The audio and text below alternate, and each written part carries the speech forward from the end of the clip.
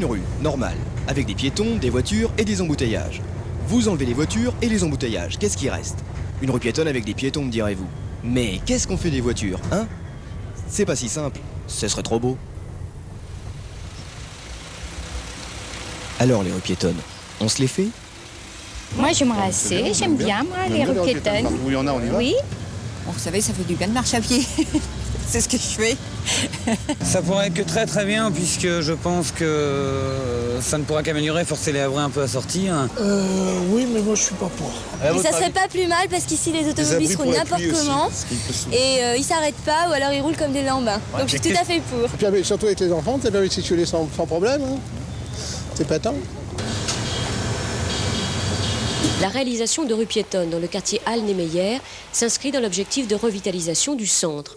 Ce projet doit avoir une ampleur suffisante pour qu'il devienne un lieu privilégié de promenade et d'animation. Il bénéficie des potentiels commerciaux, culturels et architecturaux de ce secteur. Eh bien, nous nous intéressons à la piétonisation d'un secteur comportant les halles centrales, l'espace Niemeyer, la rue Victor Hugo, en prenant aussi en compte la place Perret. Les commerces eux-mêmes seront organisés autour de patios, plantés, bien abrités au point de vue végétal, et de certaines rues ou passages couverts, largement dimensionnés. On envisage des rues parce qu'il faut autoriser les livraisons de l'ordre de 5 mètres. Il ne faut pas une voie piétonne, piétonne pour être piétonne. Elle nécessite des aménagements d'urbanisme, c'est-à-dire un aménagement piétonnier bien perçu, non pas une rue qu'on met piétonnière, mais une voie piétonne, c'est totalement différent, c'est une architecture nouvelle. Dans le cadre de ces aménagements, les halles centrales verront leur surface commerciale augmenter. Le passage couvert reliant la rue Bénardin de Saint-Pierre à l'espace Niemeyer sera aménagé. Entre la rue Brindot et la rue Victor Hugo, une galerie couverte regroupant 10 commerces sera créée dans l'ancien Nébulise.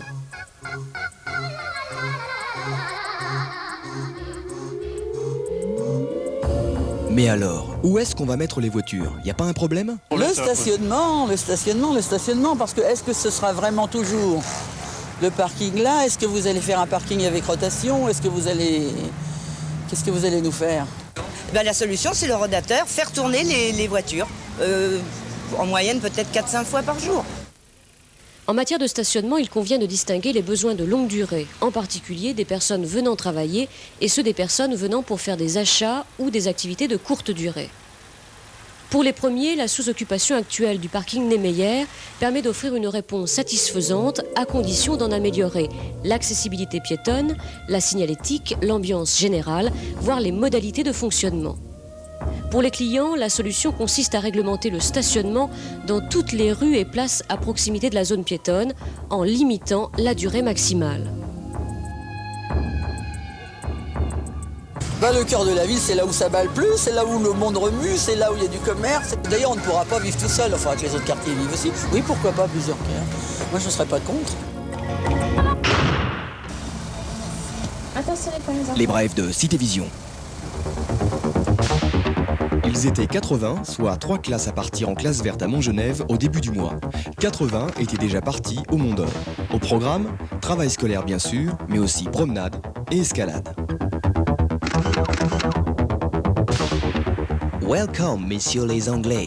Vous êtes 1 million chaque année à traverser notre ville. Ce mois-ci, pendant une décade, vous vous êtes arrêtés pour nous donner une fête à l'anglaise. Musique, danse, véritable bobbies et bus à étage. Tout était anglais, même la météo. Ok. Découverte d'un sport pas suffisamment connu par un public nombreux et captivé.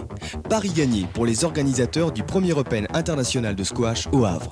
Envie de jouer? Envie d'apprendre? Saisissez la balle au bon.